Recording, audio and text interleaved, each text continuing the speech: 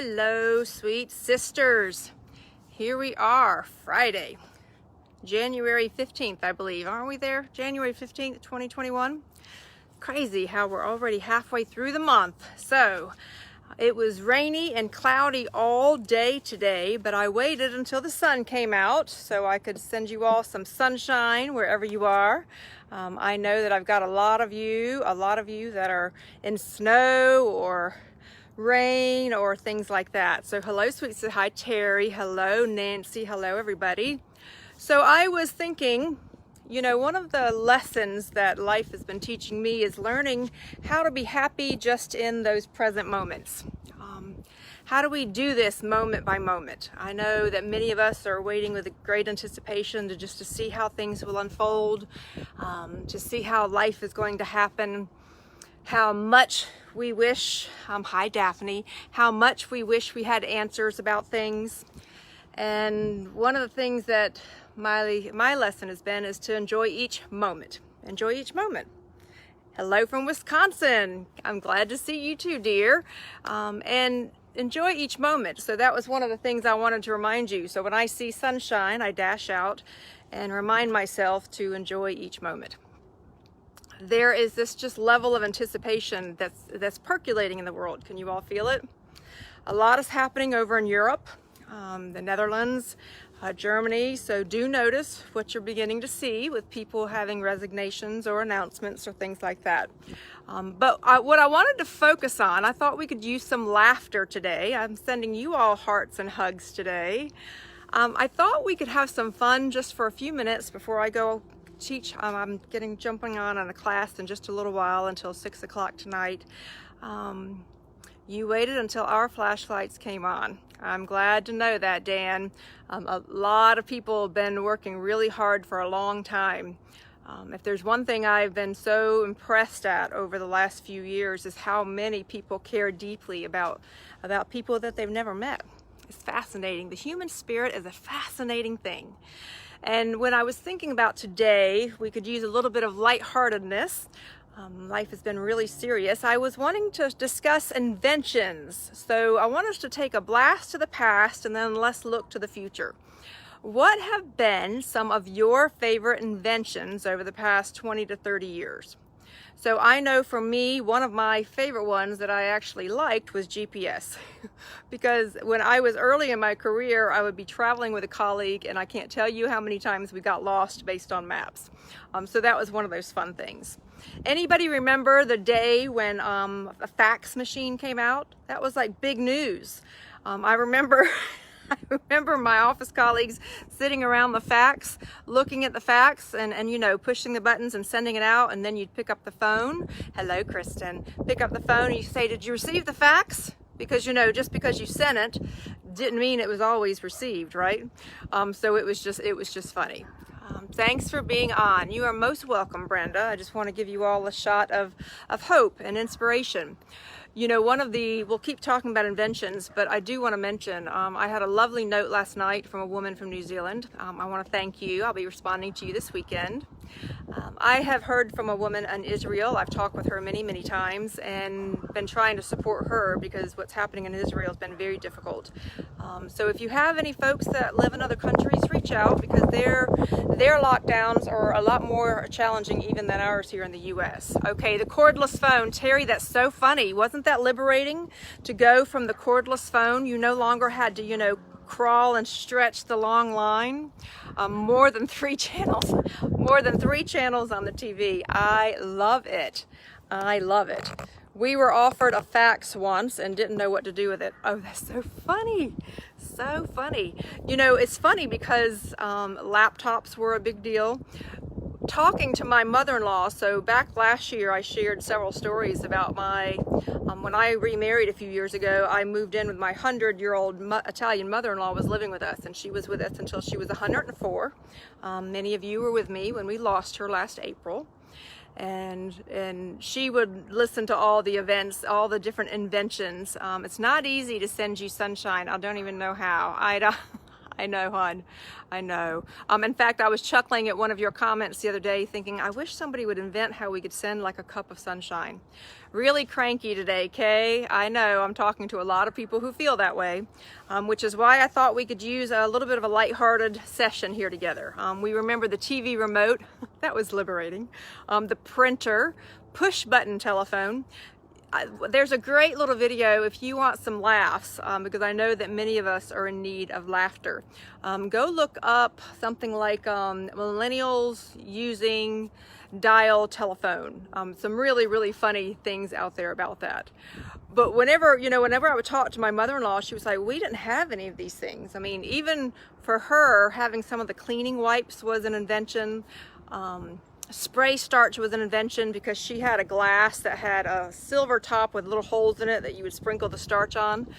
She's told me many stories how she used to starch my husband's underwear when he was a kid. So let's see, Tandy 1000 first computer. Oh, how funny, how funny. So many different things. And I bring this up because what's that phrase? Necessity is the father of invention. Is that what that phrase is? Anyway, that I wanted to remind us all that things evolve. There actually used to be a job. This was really funny. I saw this at a conference when I was speaking in Paris, and there actually used to be a job that somebody had a long stick and it had a tapper at the end of the stick, and they used to be hired to go down the row of the city and wake people up on the window by tapping on it. Isn't that something? There were people who were even hired, woohoo! There we go. There were people who were even hired to put oil in the lamps that were along the street lamps. My grandmother was scared of the air conditioner. Oh, that's funny, Tammy. So I used to hear these, different things like that. The reason I bring all this up is because it might be fun to look at, famous inventors. The clapper, I loved it. Clap on, clap off. Talk about the way we've been making ourselves lazy over the past, 30, 40 years. It would be fun to be reminded, of all the inventions that have happened. Some good. Oh, had milk and eggs delivered. Vicky, I used to hear stories about that from my mother-in-law. And even from my husband. My husband is 20 plus years older than I am, so I hear we're in different generations. I hear a lot of stories about that. Milk and eggs delivered. In fact, Rose used to tell me they lived in Saugus, Massachusetts. Debbie, that's funny, Botox. They lived in Saugus, Massachusetts, and she said that there was an Egyptian man that used to come around to all the Italian neighborhoods, and he would have house linens in his trunk. And all the women would come out, and that's how they bought their tablecloths and their linens and placemats and napkins. They would buy it from the Egyptian man. Do you know that she could tell me about him even to the point when she was 103? Is that amazing? Post-it notes, Dan. I don't know how I lived life before the invention of post-it notes. Linda, I loved having someone pump gas and check the oil for me. I miss that too, Linda. Actually, you only get that in maybe just 1 or 2 states these days. So as we're going through this transformation of life, what's happening in the world, because there's a lot happening in Europe, we're not seeing it hitting in the U.S. right now. I did turn on some of the news, even some of the print news today, and when you unplug from the news, it's almost shocking to see some of the headlines going, whew, that is just rough. So do keep it at bay. Keep an eye on it, but don't buy into it. I remember when Coke was 50 cents. I love that. What's funny about that, Tammy, is same with the Fuller brush salesman. I was told a story because my family, many of them grew up during the war, and they actually had good memories. Even though those were tragic times in society, they were good memories. And they used to get their news. This kills me when I first was told about it. They used to go to a movie, a 2-show movie, and in between those shows would be a newsreel from the president. That's how long it would take to get news. I know they had the radio then, but they literally would have a news update from the president in between the movie shows. So talk about a long time. Well, as we are going through a transformation where we have the old world and now we have the new world that's coming. So we've got change, and we're right here where they're both overlapping, which makes it feel especially chaotic, what I look forward to, I choose to look forward to. What I choose to look forward to, because we're always in choice, my friends. I choose to look forward to the creativity that will be ahead. I choose to look forward to the fact that, you know, with all that's happening with technology right now, I could either let myself be down in the dumps about the control, or I could choose to say, I see that happening, but I look forward to the new answers that are going to arise as a result. For every new problem that arises, there's somebody out there with an idea percolating. Because we are each made, to be creative. That's one thing I wanted to encourage us all to think. That's why I wanted us to lighten up a little bit here today, is the human spirit is made to be creative. Google, no more encyclopedias at the library. Christine, I love that one. I used to be one of those nerds when I was a kid, when I would read the encyclopedias, you know, from the beginning to end. Am I the only one out there? What about the the index at the library? All these old things that we're used to. In fact, I was sharing with my daughter that when we did research when I was younger, we actually had to take those books in the library and copy the pages for us to be able to do things, right? Movie, cartoon, popcorn, and drink 50 cents. I can't even remember those days. Turn signals on automobiles. Dan, that is so funny. That is so funny. So I wanted to remind us all on this quick video here today is to take a look at all the inventions over the past of the period of your life. Remember the bag phone, okay? The bag phone, when cell phones first started to come out and you could carry the bag phone. I'm from Washington, a few towns over, all right. So Barbara, you know exactly, you're in Wakefield, okay. You know exactly what I'm talking about then. I wanted you to just look back at the creativity you've seen over your lifetime. And let me see if I want to show you the rest, just to have you enjoy some of the scenery here.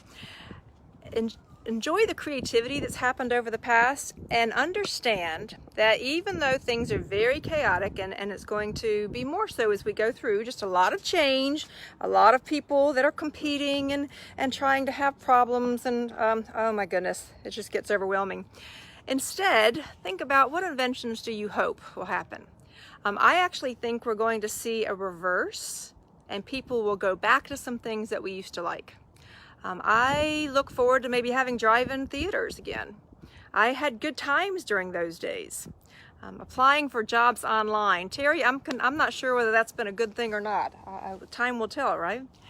I think we're going to find a return to simpler times, and we're going to find a way that there's going to be a lot of really neat ingenuity and creativity. Maybe it is percolating in one of you right now.